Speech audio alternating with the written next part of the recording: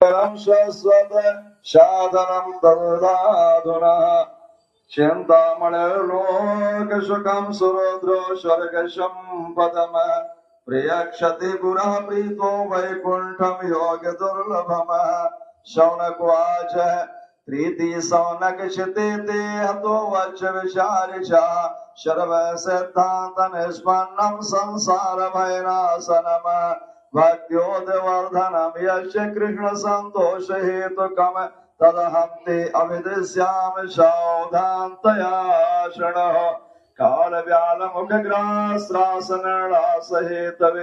श्रीमद्भागवतं सहस्रं कलौ कीरेण भाजितम्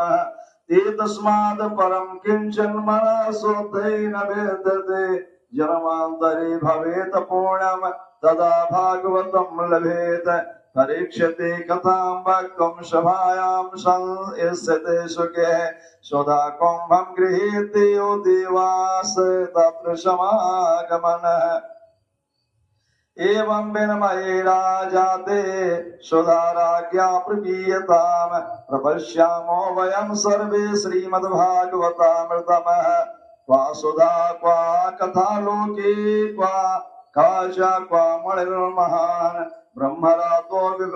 विचारेयम तदा देवाजासः भक्तास विज्ञाय ददो